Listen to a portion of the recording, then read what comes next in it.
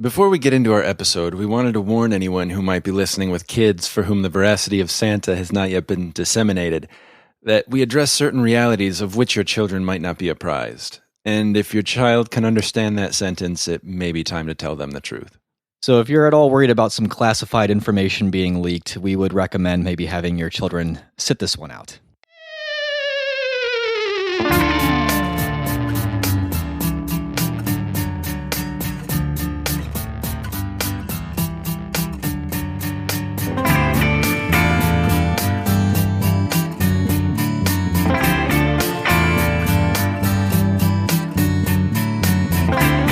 Hello and welcome to episode 58, the Christmas edition of Can We Still Be Friends, a podcast that tests the limits of the friendship between two people who mistake movie taste for personal morality. I'm Nate Goss, here with Ryan Ebling. As Christmas approaches this year, we've decided to watch a movie that has lost its appeal to us over the years. The 2003 modern favorite, Elf, starring Will Farrell, and directed by Jon Favreau. This is a movie we both watched and enjoyed when it first came out, but its cheeriness has faded a bit. Meanwhile, it seems to have entered the canon of Christmas movies for many people. We thought it was time to revisit Elf and see if it has grown on us at all. From the beginning, Elf has been a hit. It grossed over $173 million and it hasn't looked back. Since 2003, people have become more and more enamored with Will Ferrell's lovably exuberant buddy the elf, and the mere mention of the movie can spark a volley of quotes bandied back and forth among its fans. At the time, it was a breath of fresh air for audiences as the cutting-edge comedy stylings of Will Farrell were applied to the Christmas formula, striking a chord with kids, teens, and grown-ups alike. So, is Elf the best way to spread Christmas cheer? Or does liking this movie make you a cotton-headed ninny muggins? Keep listening.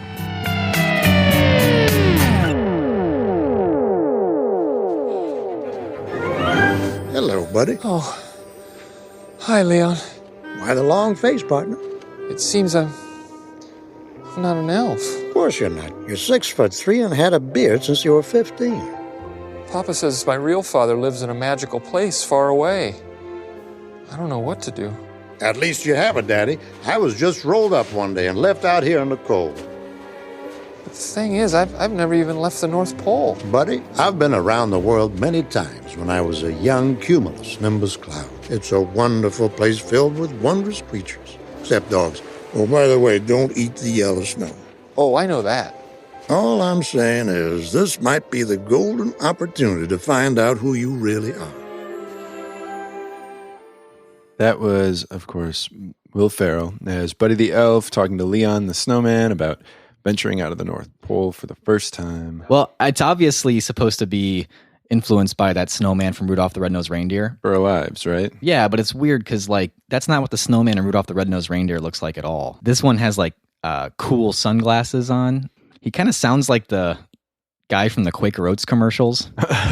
Leon Redbone plays Leon the Snowman. Okay, so he's like a cool, hip snowman from the North Pole. Yes. That is somewhat inspired by the Burl Ives snowman of Rudolph the Red-Nosed Reindeer. Right, which, is he cool and hip? Maybe back then he was? Maybe he was. Will Ferrell plays, of course, a human raised by elves who thinks he's an elf and then realizes he isn't and goes to New York City to find his dad. It's a typical fish out of water. Yes. Yeah. So this is our fourth Christmas episode. Yeah. And we picked an interesting one this year. We haven't. Yes. I don't know if we've ever gone this route before. I don't believe so. A movie that we're both going into it pretty negative on. Yeah. Usually we watch something like, oh, I need to see that again, or haven't seen it, or I remember liking it, I need to see it again. Yeah, or our original premise, which was I like it, you don't. Let's rewatch it. And see. Yeah, there's that whole thing. Or it's something that we haven't seen in a while. But Elf, we've both seen lots of times. Yeah. We've both decided that we're not that big of fans of it, which is not a popular opinion. Well, no, it's not. Although the few people who responded on Facebook to me said they don't like it very well. Really? Yeah. I feel like I got a lot of oh, come on. Yeah. That's what I got. Or lighten up. It's funny. We definitely got that. Yeah. But I'm looking at 3 responses right now who do not enjoy it. All right. Well, I can't wait to get into it then. Yeah. We'll talk about that a little bit. But maybe we should back it up and, let's talk a little bit about our experience with Elf. I don't think we got to go through every single watch because we could be here all night going through that. I don't even think my first watch is all that remarkable. I I saw it on DVD. I didn't see it in the theater. Oh, you didn't? But I do remember liking it, but I was also a big Will Farrell fan. What were you biggest fan of his up until then? I guess probably his Saturday Night Live stuff. Yeah. Because he hadn't done Anchorman yet. Right. He had done Old School, right? Yeah. Which I hadn't seen before of. So I was just a fan of his Saturday Night Live stuff, I guess. I was a huge fan of his Mugatu character in Zoolander. Oh, well, yeah. So you went into Elf excited. Well, I didn't see Zoolander in the theaters, but I had seen Old School in the theater, and I went and saw Elf with a big group of people, and it was fun. I don't know if it was opening weekend, but it was early on when everyone there, really wanted to see it, and it seemed really unique at the time. Yeah. And Will Ferrell's comedy style was still really fresh, and we were still just getting a taste of him in movies at that time, So it was just fun to watch him on screen. Yeah, that's what I remember about it too. I remember thinking it was really funny and a lot funnier than I expected it to be. And I was going into it more because it was a Will Ferrell movie, not because it was a Christmas movie or anything like that. I think because it was a Christmas movie and kind of a kid's movie, I thought, well, I don't know how funny this is going to be, but people are saying good things about it. And then, I liked it. I was pleasantly surprised. And did you watch it by yourself the first time? I probably did. I don't remember. So it had become over the years something that you watched repeatedly? Yeah. I don't feel like I ever was like, oh, I need to see Elf. I really want to see Elf this year. But if people suggested it, I was like, yeah. Working at a high school in a special ed program, kind of like we would have a Christmas party and show a movie to our students, and Elf was often one that was like everybody, all the could agree on. Staff felt like, okay, yeah, we'll watch that one too. Yeah. It's become a movie you almost can't really miss at Christmas. If you have TV on, going to certain people's houses, like they'll just have it on, I feel like. Yeah, it does something that just seems to be on. Or last few years, I feel like I've watched the Macy's Day Thanksgiving Parade, and there's always like an Elf the Musical like number in it. Oh, really? I feel like because they did create Elf the Musical. Did they? Yeah, there's a full Broadway musical of it, and I think it's been around for a few years or something. And I am surprised there hasn't been a sequel. You'd have to have Will Ferrell. So maybe he just didn't want to do it, or I don't know. Well, I guess he wouldn't have to. You could find some other, that's comedic true. actor to just be the new Elf character, like they did with the Ace Ventura sequels. Jim Carrey was the second. There was another one. There was like a third one. Really? I thought, or like a young Ace Ventura or something. Okay. Well, and that's also what they did with the Home Alone movies. Right. Yeah. But yeah, I don't know exactly when. I just kind of felt like it wore on me. No, you're saying worn. Did it eventually get grating? Did it get to where you had almost a backlash sense to it? No, I wouldn't necessarily say that I like actively dislike. What about you? Do you feel irritated by this movie? It's a weird thing that happened because I really loved it the first time I watched it, and she was my girlfriend at the time, my wife now. She really liked it too, and she bought it. So she had is that it. The copy you watched? Yeah, we've got the copy sitting here on the table. We own this movie. We own this movie, and this is a 2003, edition of the DVD. Right when it came out on DVD, she bought it. So it's always been in our household. We've always just put it on, along with that other stack of Christmas movies that we watch every year. Muppet Christmas Carol definitely being that, Christmas Story, Christmas Vacation, Home Alone. And for years, I was cool with that, and I thought it was funny. And I don't know what happened, but as the other movies only gained in my appreciation and my opinion of them being very funny, great Christmas movies, like all those other ones I just listed, they only get better as I watch them. Every time you watch them, yeah. Elf just started to decline every time I watched it, to the point where last year, I think, was the first time I noticed where I was officially like, I don't like this movie anymore. I don't know if there's another movie like that where I've watched it that many times, and then I just completely flip on it. Done with it. And that's where I was left before the rewatch, and so I didn't know what to do this year. Do I watch it again? Yeah. Or do I put it aside and say this is not part of our stack anymore? And you decided to watch it and record a conversation. I decided this was the perfect premise for one of our podcast episodes. I got it. Okay. Well, so would you say it was like 4 stars, 4.5? The first time? Oh, yeah. Let's go to our letterboxd. So first time I saw it, I wouldn't say it was like a 5-star movie, but I would put it at 4 easily. I probably would too. Yeah. And I would say though, like if we were just going off of what is maybe now in my letterboxd, I'm not sure. I'd have to go back and look if I rated it last year, but I believe I probably put it at like a 3-star last year. Yeah, I think I'm right there with you. Well, that was before. Right. Yeah. And then we did the rewatch. Right. And did it fall for you? Fall even further? Yeah, I think so. I really did not enjoy watching this movie this time. Okay. What about you? It probably stayed about the same.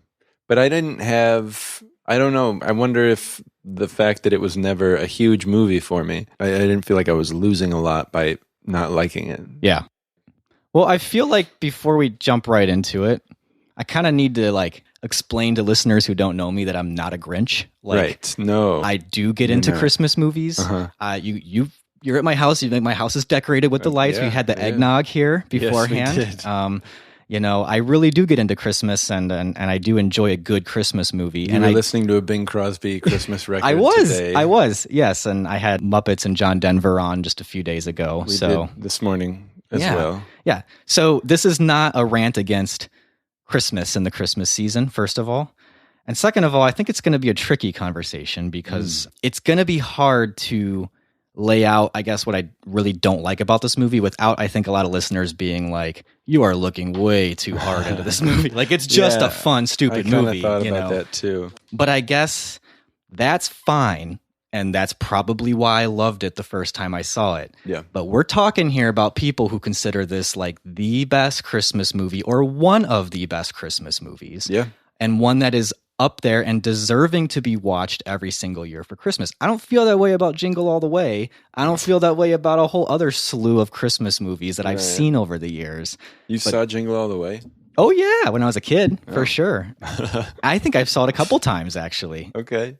I don't know. If you're going to say this movie is one of the best Christmas movies of all time, I also don't think you also get to say it's just a stupid, fun Christmas movie. Good point. Like, that is a good point. You're holding the movie to a standard. Exactly. I'm going to drop it down to like a 2-star rating. And the reason I'm going there is because I really don't feel like it deserves what it gets as far as praise. Okay. I'm here. I guess I'm here for you. Great. Well, maybe we should start with what has to work for the movie to work at all. Right. And that is, did you at least find it funny? Parts. There are definitely jokes that are funny. I generally really love Bob Newhart, but this time watching it, I was like, oh, he's really just Bob Newharting it up. Like, he's not really doing anything that I really like love him for. He was like stammering, but the deadpan humor just wasn't really there. He was delivering his lines as Bob Newhart. Yeah, but they weren't really like good Bob Newhart jokes. Now, I did actually like him in the movie. He's one of the few things I thought was good. I love Bob Newhart always. Yeah, there's not. He's like a big part of my childhood. We watched his TV shows a lot. Yeah. I had to get into him later in life because we just didn't grow up. Well, I didn't know anything about his stand-up, but like that show where he owned like a hotel or a bed and breakfast. Yeah. We watched that all the time. You mean the Bob Newhart show? That's the one. And yeah. So Bob Newhart, he'll always have a place in my old heart. It's a job only an elf can do. Our nimble fingers, natural cheer, and active minds are perfect for toy building. They tried using gnomes and trolls, but the gnomes drank too much. And the trolls weren't toilet trained. No human being has ever set foot in. Even though he really wasn't doing anything that I like really love him for, I'll always have affection for him. All right, scenes that I thought were funny, or even just like characters, or things that you thought. Maybe we'll just broaden it with things that you thought. Anything worked. That's funny. I think Andy Richter and Kyle. I think he says gas. I think he is gas, but I'm gas. I know. Yeah, so we're not related, by the way. If anyone's, I've got that question quite a bit. Actually, related to Kyle I've gotten that a few times, that's but funny. No, I'm not related to Kyle Goss. We just share the same plight. That's all. I think they're very funny. Yes, the group of asparagus kids. All right, what have you guys got so far? Okay. We were thinking something like this. We open on a young tomato. He's had some tough times down at the farm. You know, rabbits. No. No tomatoes. Too vulnerable. Kids, they're already vulnerable. You see, I told you guys. I told them the very same No thing. farms. Everybody's pushing small-town rural. Farm book would just be white noise. Well, what about this? A tribe of asparagus children. But they're self-conscious about the way their pee smells.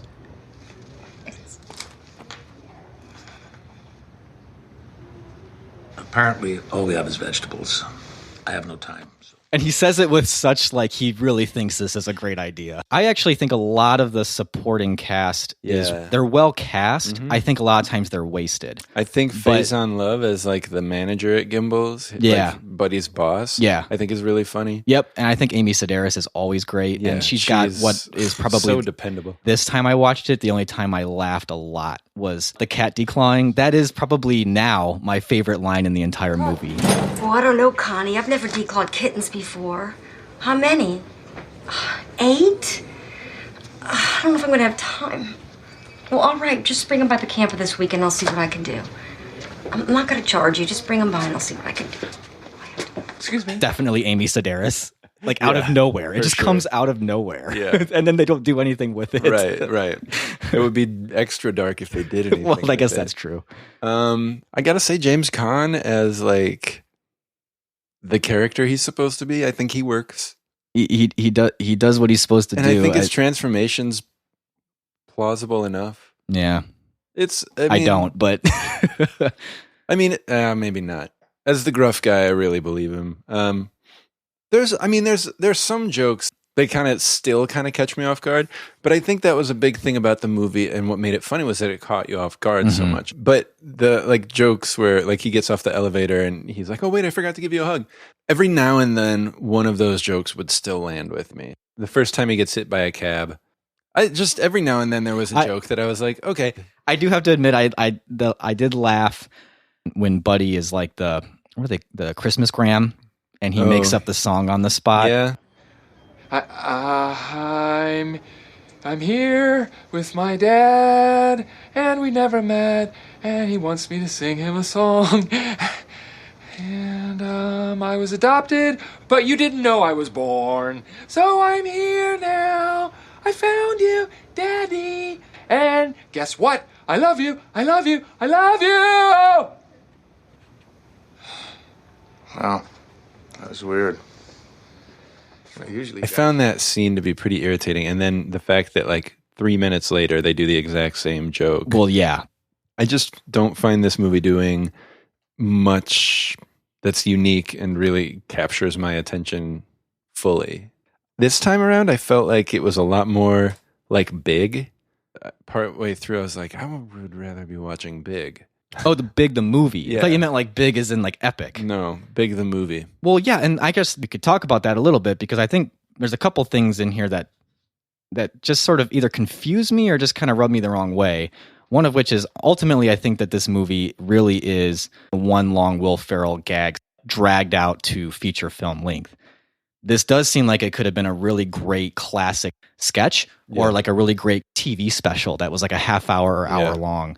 But they stretch it out way too long, and I think the gag just runs tired after a while. Yeah. And second of all, he's not really acting like an elf; he's acting like a child. Right, and that's what that. And elves don't act like children. That's what I was gonna say. Do 30-year-old elves act like children? They don't, because look at Bob Newhart. He was totally out of place. Yeah. In that setting. The entire premise to me this time around made no sense. So silly. Yeah. I was like, okay, I get it that it's funny. It's funny to see Will Ferrell act like a child, and he's dressed up in an elf outfit. That's funny. Yes. Great, but it doesn't actually make sense with anything you want to believe about Christmas at all. I mean, aside from elves apparently eat a lot of candy. Well, he's good at decorating, but that's the other thing. The other thing about it that didn't really make sense. Oh, his giftedness at stuff? Right. But his not giftedness? He was like a terrible elf. That's why they sent him away. But then he could decorate that entire store in a night. He could throw snowballs like crazy. Right. He's got some elf powers. He could go on an Etch-a-Sketch and write a letter. Right. In Etch-a-Sketch. Maybe elves can do all that stuff way better. And he his training, he just never, maybe he's the best a human could be at those things. I guess we didn't ever really see what elves could do. But he did the Mona Lisa. I don't know what elf would be better. But yeah, so that you're right. As far as him being an elf, there isn't really a reason for it. It doesn't excuse his behavior. And his whimsy just ends up being insanity. And then you wonder, why are people putting up with this? Right. Especially Mary Steenburgen's character. Another one who's wasted, I think. Oh, absolutely. I love her. I really do love her, but she's totally wasted in this movie. And she's bafflingly stupid. Yeah. Again, it's just a dumb, stupid movie. Right. But seriously, I'm like, I'm kind of with James Caan here. Yeah. And I don't understand why Mary Steenburgen is so like open to him, because he is just kind of this insane boy man, like child man. Right. Like I said, and I don't understand why Zooey Deschanel would ever fall for him, ever. So quickly. Yeah, and so quickly. And after such a creepy thing happening. I know. That's so we're totally on the same page here. First off, I said it may be like in my notes I said it may be pointless to dissect things like this, but why would they take him in? But then I was so struck by how creepy it is that he makes his like first impression on Jovi by sneaking into the bathroom while she's singing. While she's showering and singing like the creepiest Christmas song of all time. Yeah, like the anthem of If They Say No, Try Harder. Yeah. I ought to say no, no, no. Mind if I'm moving? At least I'm gonna say that I tried. What's the sense of hurting my pride? I really can't stay. Baby, it's cold outside.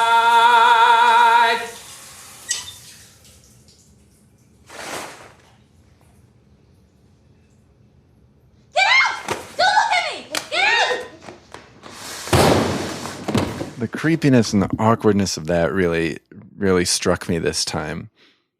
Could it be the year we live in? Like, could be, yeah. Watching Elf in 2017 is very different than 2003. We just don't put up with that Elf shit no more.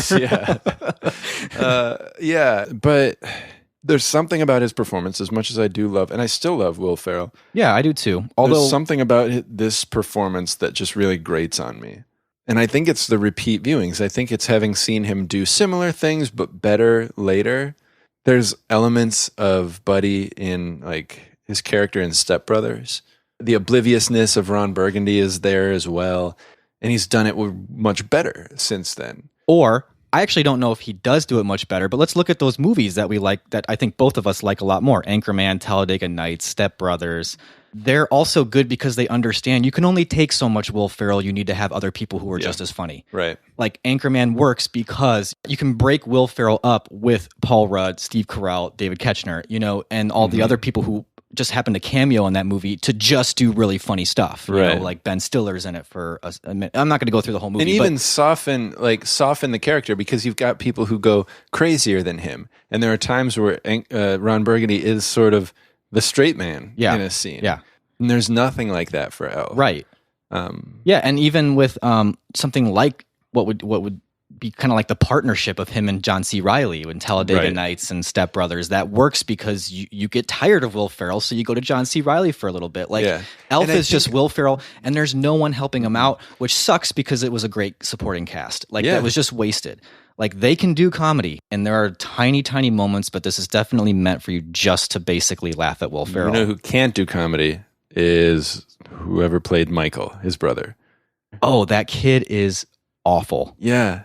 I mean, sorry, kid, but you're an adult now. And his character is weird. Kind of bad. Yeah. Yeah. I don't buy their relationship. No. The sort of climactic scene of the dad quitting, because he was forced to work on Christmas Eve. Right. Like, what kid's going to watch their dad get reamed out by their boss and it's going to be okay with just his dad getting like laid off right there? Yeah. And the dad's like forced to make a choice without knowing what's going on. And also that like Buddy's missing. Buddy's 30 years old and he came from the North Pole. Like he'll be fine. Him a week ago. Like he'll be fine. There's a lot about the climax of the movie that just doesn't work. Well, that's what made me turn on the movie initially, was the end. I think a lot of people who love this movie don't actually sit through it till the end. That's true.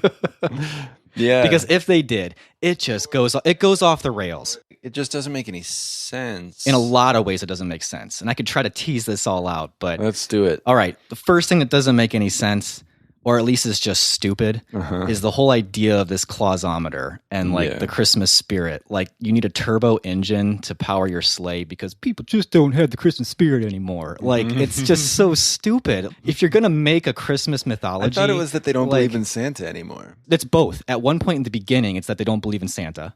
And then at the end, it's because they don't have Christmas And then at the spirit. end, the sleigh is like broken down and Santa's all ticked off and he's just like disappointed and he goes, people just don't have Christmas spirit anymore. Like Ed Asner says that. And And Yeah, okay, Ed we'll get into Asner how as terrible Santa. Santa is as a person in a little bit in this Yeah. movie. Like, who loves Santa in this movie? Someone who would just kick out a person who had only known the North Pole as his home without any directions. He didn't kick him out. He kind of sent him on his way. Like it's better for you to go. Or who would, when a baby crawls into your bag, take him back to the North Pole and then say, well, we can't take him back. We're going to have to just keep him here. Yeah. And raise him by elves. Yeah, and not raise him with Mrs. Claus. Just be like, I'm not doing Like- this. like- One of you guys take him. Honestly, let's Well, just think we about this. work Like, all year. How traumatized were those nuns? Probably it wasn't like they Yeah. were neglectful, Yeah, but like they just wake up Christmas morning and one of their babies is gone. And yeah. all right, Oh well, that's definitely me thinking too hard about that this. one is But- maybe, But the whole clausometer thing, to me, it's kind of like why the Santa Claus gets worse after multiple viewings. When people try to build their own modern like Santa mythology well, and explain Santa and explain Santa, I think it's never a good idea. There's no need to add anything more to it. You just stick with the reindeer, flying the sleigh. Like, what fun is it now to even think of that? Like, if a kid watches this movie, is that what they think now? Yeah, That's It's not got fun. a What's more fun engine. to me is like the idea of actual magical reindeer flying this thing. Like, yeah, why do you even need the reindeer? Why are they still there? yeah. That's true. I don't know why. It's a stupid concept. If the reindeer can't fly the sleigh, what are they doing? Well, and then the end when like we'll get people to believe in Santa or have Christmas spirit by reading their Christmas wishes on the news, and everybody's watching the news. The news is like the thing to watch, I guess. all these Those little should kids be in bed or watching awake in bed watching the the news. news of all things. Yeah. There's bars on Christmas Eve that are so quiet people can hear the news. By the way, this also makes no sense because this is a world in which Santa Claus exists for Right. real. Right. But the adults also doubt him. Who's been bringing these presents to their houses all these Yeah, years? that's true. Well, like And- if and if what- in this world Santa exists and he comes, adults should be believing in Santa because You'd think somebody so. is Somebody's bringing been these. bringing what I want every year. But also, like one of the things that was on the list was an engagement ring, and nobody ever thinks that, That Santa Santa brought brings you your engagement engagement ring? rings. Holy crap! Look what's under the tree. I guess I'm proposing. Jeez, Santa, let me know when you're going to bring an engagement ring. That's just the problems with like the concept. Right? The problems with the execution might even be worse.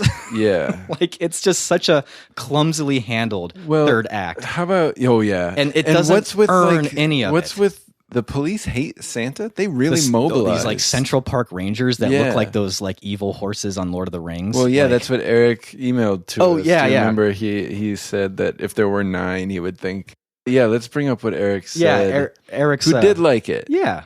He kind of wondered why we would be dissecting. Well, it, he but- actually said, maybe I'm a cotton-headed ninny muggins, but I don't hate this movie. It's a small movie, light fare. It's a little bit like Blues Brothers in that it can be seen as a collection of gimmicks. It's just for fun. He laughed out loud when one of the kids got hit with a snowball and sobbed, which I did not, but I hey, didn't he's like, either. that's funny, that's fine. He agrees. All the performance was good except maybe the kid actor playing Michael. Oh, yeah. But then he does go on to say, one odd thing about this movie, the Central Park Rangers, there should be 9, then they could be Nazgul. The thug police come out of nowhere. And they do. They They do. come out of nowhere. There's a mention like somebody knows that they're the Central Park Rangers. It's like the news says it. The news just explains everything what's happening to you. Right? Yeah, that's. And then like I love the way the news. Well, I guess we'll never know what happened. It's right there. Yeah. Well, on top of all that, let me just say Okay. it takes everybody like 30 seconds to get to Central Park. Yeah. Everybody who's like watching the news On my Christmas God, Eve, in yeah. their pajamas, like they're all bundled up and like And for all that happening on the news, it's still a pretty relatively small crowd.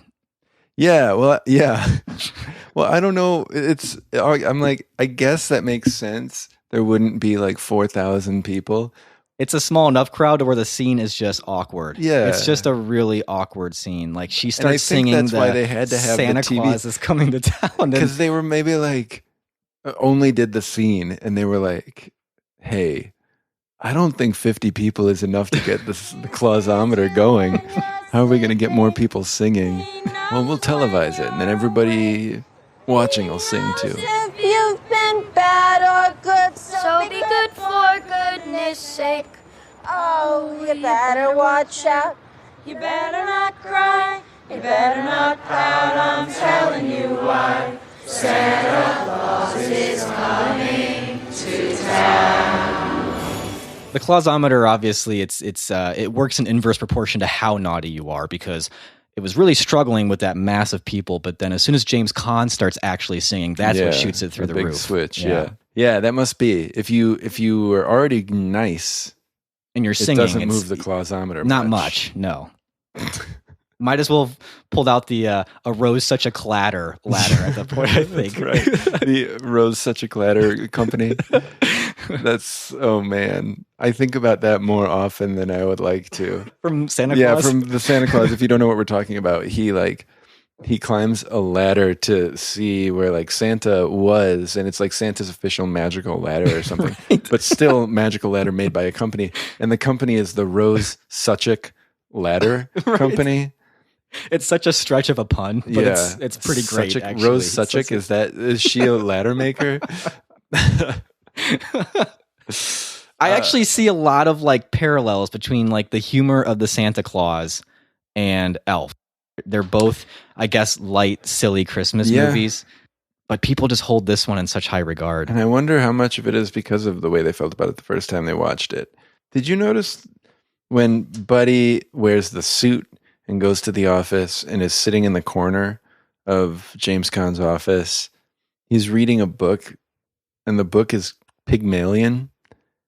I don't think I even noticed that. And I guess they made like a children's version of Pygmalion, but do you know the story of Pygmalion? Mm-mm. It's like the inspiration for My Fair Lady. So like this person creates like their perfect wife. Woody Allen movies follow the Pygmalion story a lot. Like anybody who tries to shape somebody into who they want them to be. Okay. And I was like, that's really oddly unsubtle symbolism there. And were you just trying to show like, look how smart I am. I know this is like kind of a kid's Christmas movie, but I had ideas that are based in like George Bernard Shaw. And like, hey. Well, yeah. Like, okay, all right, that's fine. I didn't need you to tell me that it was Pygmalion for me to know that Buddy switching from elf clothes to a suit and tie was bad. It's just weird. Well, they drop like things clumsy in there, I think, where it's kind of like they want to keep nodding to adults, you know? Right. But to me, it just feels like a mixed message of like, who's this really for? When Bob Newhart's talking about when people don't believe in Santa anymore, like, they believe that parents bring, and that's supposed to be like a wink to the adults. But to me, I think a kid would watch that and it would start to kind of get the wheels of doubt going. I never even thought about the fact that it might be my parents who were doing that. I guess one thing I realized when I watched this is like, if I really want my kids to keep believing in Santa, this might not be the best movie to show them, weirdly. Like, it doesn't seem to be an image of Santa that I think is all that worth. Great. Well, Ed Asner's like the opposite of warm in my mind. I don't know why they picked him. They keep talking so much about how much people doubt Santa that I think a kid eventually would be like, should I be doubting Santa? I don't doubt him. Should I doubt him? You know, and then obviously, I mean, you see this in other movies, so it's not unique to it. It's in Home Alone. It's pretty much obvious in A Christmas Story, but like the department store Santa is obviously fake. There's at least a few years, I think, where a kid would think that that's the Santa. Yeah, that's a good point. Am I looking too hard into this? Well, I'm sure the people who like it would say that. I actually think that if I were watching it for the first time, I probably would still laugh and think it was pretty good. Right. I just don't think it's the kind of movie that you can watch every year and at least till the end. Like, I challenge everyone, get to the end of this movie every single year and tell me this is a great Christmas movie. Yeah. Well, yeah, Kelsey fell asleep and she was like, I watched exactly as much of Elf as I watch every year. What do you think about the claymation aspect, the kind of throwback parts that they tried to do? The North Pole is whimsical. Yeah. I remember the first time, and I still think to this day, it's a kind of clever way to do the North Pole, to kind of have that whimsy in there, I guess, but also have it be sort of for adults watching, this immediate nostalgia factor. Yeah. I guess if I'm being really cynical, it could be seen as pandering to like the adult audience that's going to immediately Yeah. have a fondness for this Right. and recognize it, and then try to kind of sell the entire movie off of that, I Right. guess. You have to actually think, you don't have to, and in fact, you might think I'm overthinking it by doing this, but what do they really mean by the Christmas spirit in this? I mean, because we can talk about Muppet Christmas Carol. I could tell you exactly what they mean by, Right. goodwill towards men and, and what that Generosity. actually looks like. In this movie, I don't really, the Christmas spirit is a vague, nostalgic memory of your childhood. Foster that. Be nice to people, and the singing has something to do with it as well. Sing a song. And hopefully the score and the music will kind of bring that sort of well of good feelings to you. Right. Again, with the clausometer, what gets that going is just people singing together and believing in Santa again. Ultimately, I don't know. I guess I'm being really cynical. There's so many other movies like It's a Wonderful Life, Muppet Christmas Carol, even A Christmas Story to a degree, which I know you will not agree with me on, but I think that it's getting at something that has a little bit more meaning in what the Christmas season could mean to someone. What's annoying to me, though, is that it really tries to have a sweet ending, and I don't think it earns it at all. It hasn't earned it by having you invest in any other character other than Will Ferrell's character, which is still a pretty blank slate. They even try to have an It's a Wonderful Life scene where he's looking off at the bridge, he's like, and Is he gonna kill himself? I don't know, but I couldn't have cared less. I was just like, you haven't earned this. Any portrayal of A Christmas Carol, you got to put people through the ringer. Scrooge goes through ghosts and people that really show him what changes he has to make in his life. Even A Christmas Story, that I know you don't like that movie, but the payoff of him getting that gun is him going through the entire movie thinking he's not going to get it. Even if you don't like that movie, the payoff has been earned once it happens.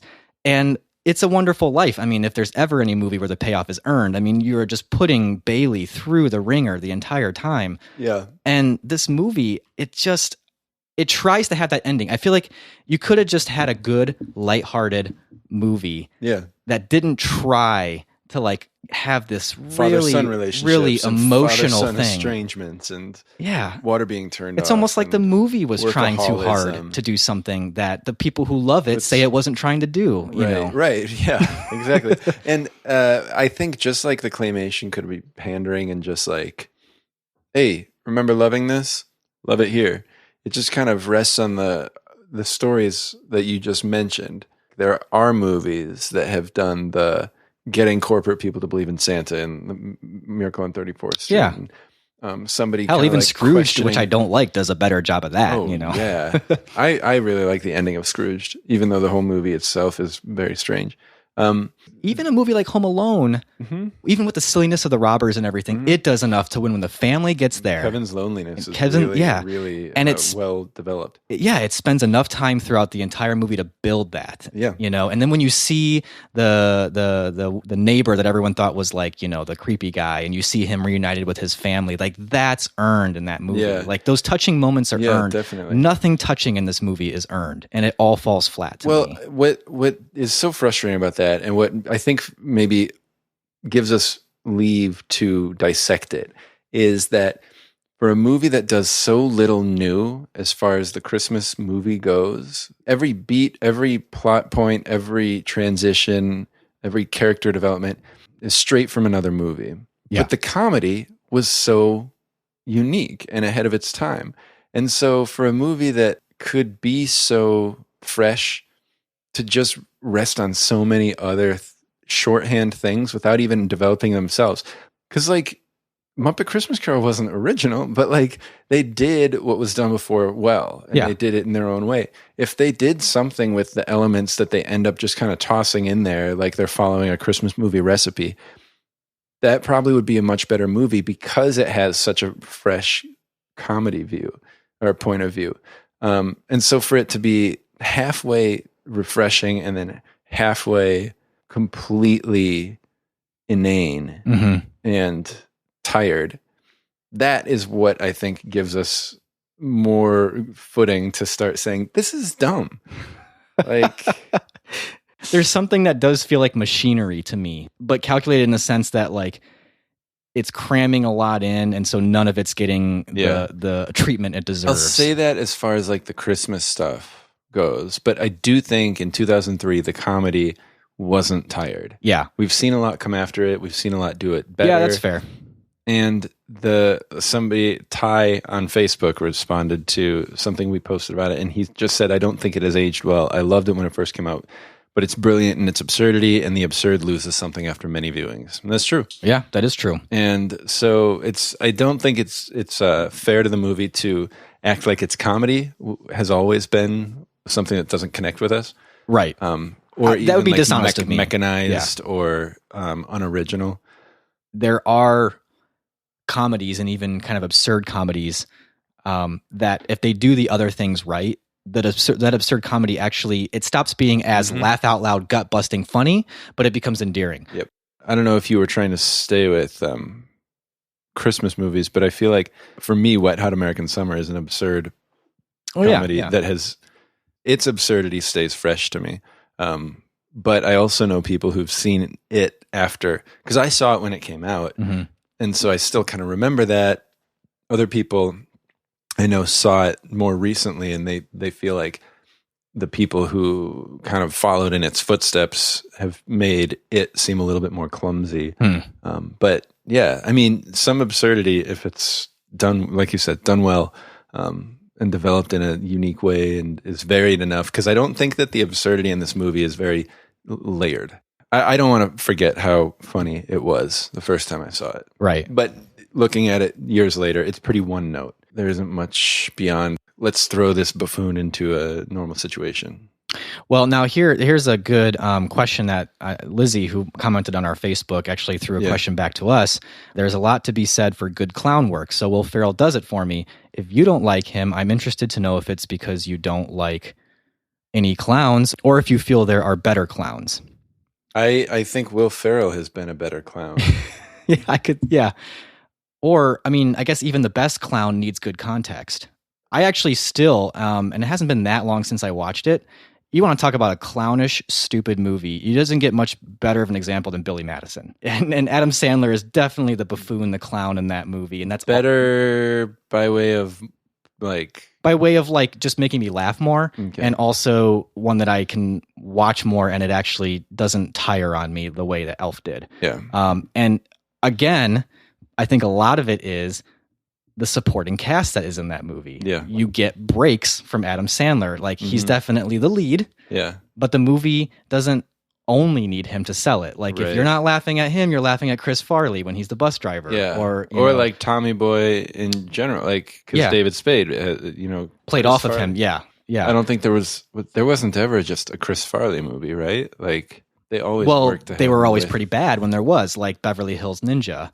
Oh, right. So and even, we talked about in our Borat episode about how Sacha Baron Cohen actually went to clown school and brought a lot of that clown comedy into Borat. But Borat is almost an entirely different beast because you're almost laughing at just the concept of it just as much as you are the actual clowning going on in it. Yeah. Because I think kind of like Wet Hot American Summer, everything in it is absurd. Every situation he enters is automatically absurd because he's there. And that's not the case with Elf.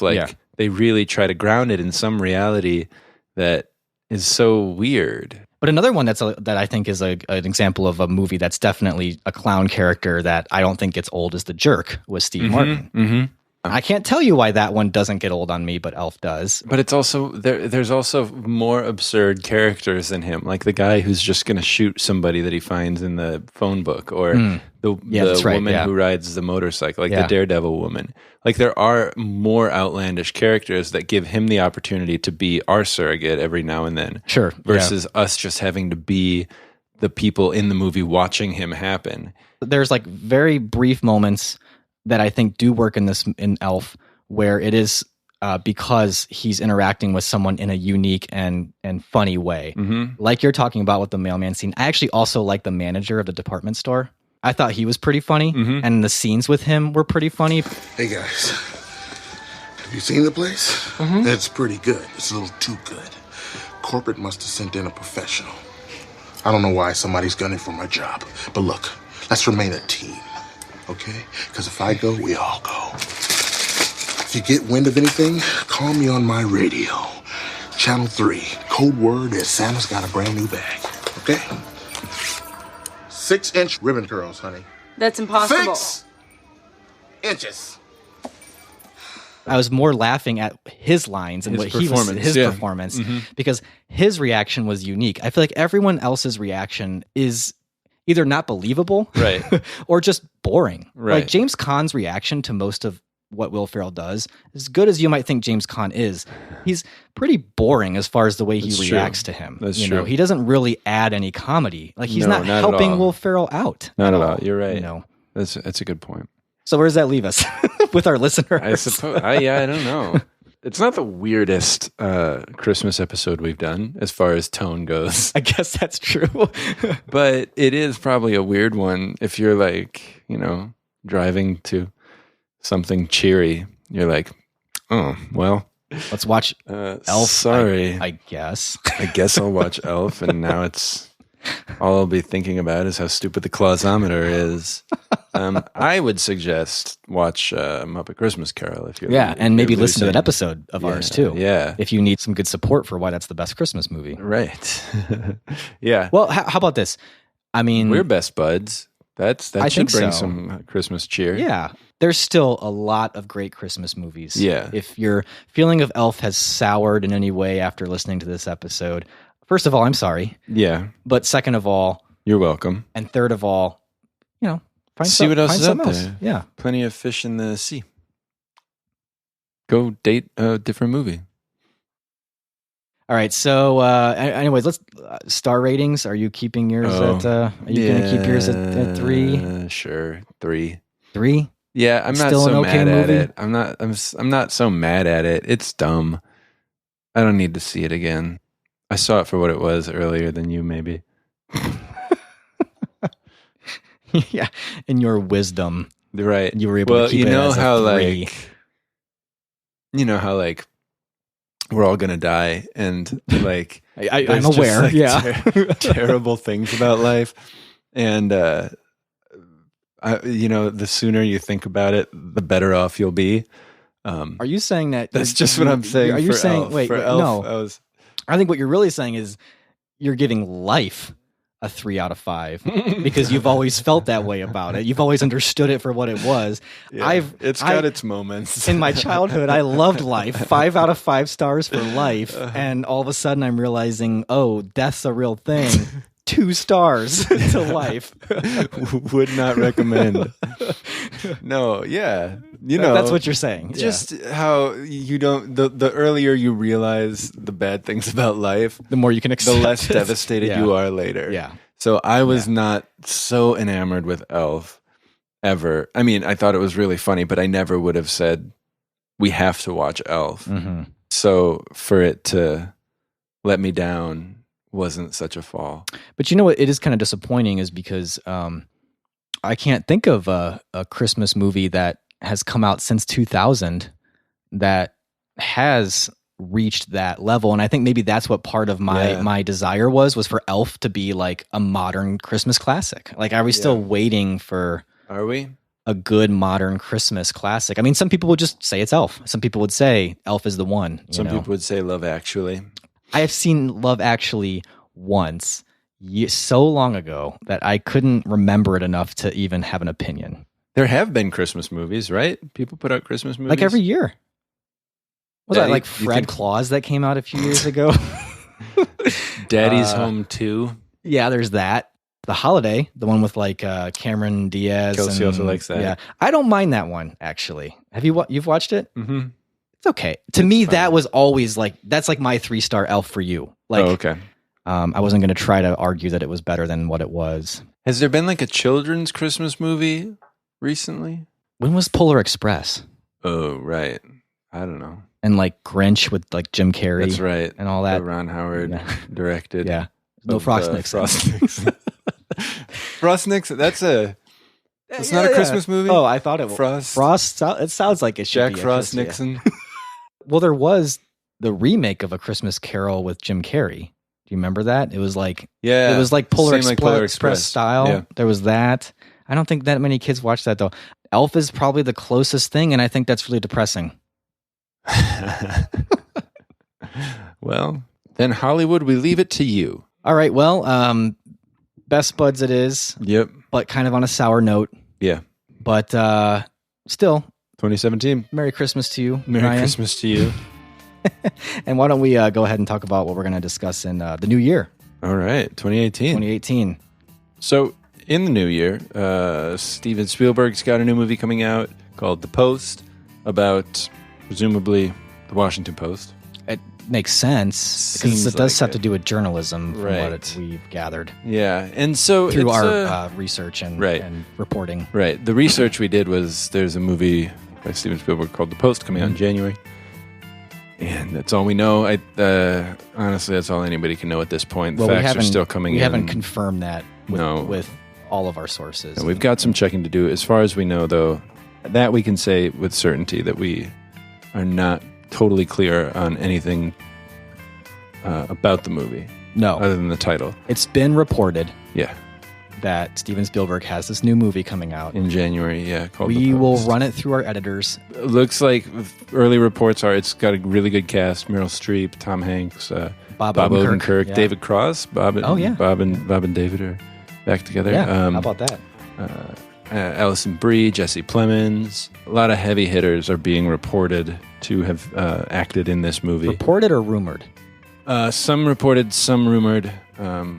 Some just falsified. People were saying that Yul Brynner was in it, and that's just not true. Yeah, it's fake news. So, speaking of fake news, we decided to do go with a movie with a journalistic focus, the power of journalism to expose and indict. Mm-hmm. The rigor of the journalistic process. Right. Also, Washington Post. Anyway, we're going to be doing from 1976, Alan J. Pakula's All the President's Men. With Dustin Hoffman, Robert Redford. Jason Robards. Yep. But anyways, The Post. And The Post, even nowadays, kind of getting a lot of its bite back, I guess. Yeah. You know? Or at least, depending on where you're coming from, that's what some people say. Right. Some people might call it fake news. But you know where we come from? Yeah. They're the ones who At least it's not the failing New York Times. Right, exactly. They were the ones who broke the Roy Moore accusers, and they also debunked a false accuser of Roy Moore. Mm-hmm. Yeah, that was just happening this week or last week. This week, yeah. So that was sort of like an example people were showing of actually how journalism Monday. Yeah, of how journalism still works. Mm-hmm. Very, very ironic that they were hoping to expose the Post as corrupt, and they only exposed how rigorous their fact checking is.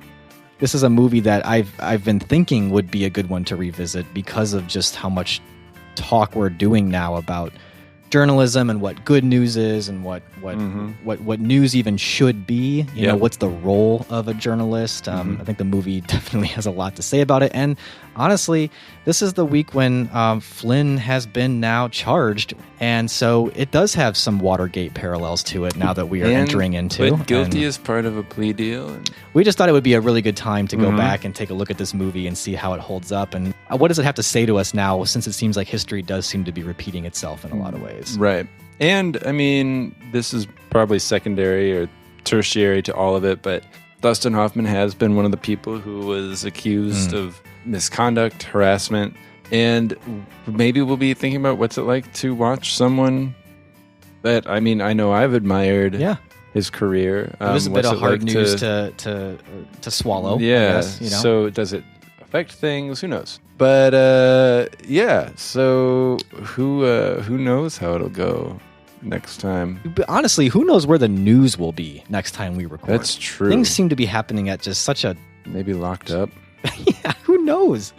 We could be like right now. We see all these connections to All the President's Men. The connections could still be there. They could be even more tied together. They could be. Like All the President's Men was like, Wasn't that's that so tape. Yeah. I really don't know. I mean, there's a lot in today's both political and news cycles.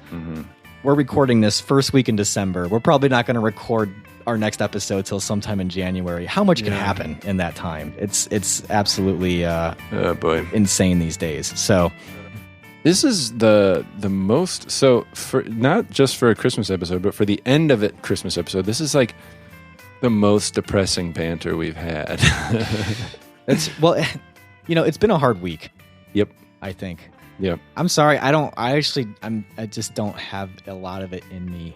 No, me if neither. I'm being honest. Usually the banter we have is very easy. This does feel labored. Yeah. And so I think we just want you guys to, enjoy your Christmas, watch All the President's Men with us, and give us your feedback. If you hated this episode of Elf because you love that movie, I still would love to hear that. So there's a lot of different ways to get in contact with us. There's Twitter, CWSBF. Yep. Is the first letter of every word in Can We Still Be Friends? Right. We haven't pointed that out in a while. But leave the question mark off. Right. Exactly. And add an @ sign at the beginning. Yeah, we made it really needlessly complicated. Well, the way we explained it is. We do have Facebook, which is not complicated. Can We Still Be Friends is what you search for. Well, I guess it is complicated because we're not the Filipino movie. Right. But hey, we're still getting them. So welcome new listeners from who are from the Philippines. Yeah. We've got a website, canwestillbefriends.net. Right. We've got an email, feedback at canwestillbefriends.net. And we've got voicemail, which is always fun to get those. Yeah. That number, if you want to give us a voicemail, is a message is 847-306-9532. Those lines are always open. So you're not going to get Operators are standing by. You're not going to get a busy signal. No. Like you do when you call every other podcast. Yeah. We're different here. We've got a crack squad of phone answerers. If you've ever watched PBS during their pledge drive, it's very similar to what my office looks like. Although times 2, I would say. I'd say you've got about twice as much as. I didn't want to brag. I actually think it's something that's a problem. How many call people we have? We can't afford that. Yeah, but still, that number is operators standing by. Say the number again. We got a 847-306-9532. This is starting to feel like a pledge drive, actually. Yeah. You value what Can We Still Be Friends does for you. Right. How often have you sat in your car waiting for us to just finish the episode already? And we don't do that for you. Right. But you secretly love that about what we do because you're still listening now. Exactly. And if you like what you're listening to now, it means you value it. And if you value it, we hope that you value it enough to say so with your voice message. Right. And if you do enjoy this podcast, a good rating goes a long way in Apple Podcasts. So please leave some kind words there. That'd be great. Yeah. And we hope you enjoy your holidays, whatever it is you celebrate. And a Happy New Year. We'll catch you next year, 2018. Hopefully we will. Yeah. If we're still around. Yeah. Nuclear war hasn't. All right. Happy New Year, everybody. Happy New Year. Merry Christmas. And we'll catch you next time.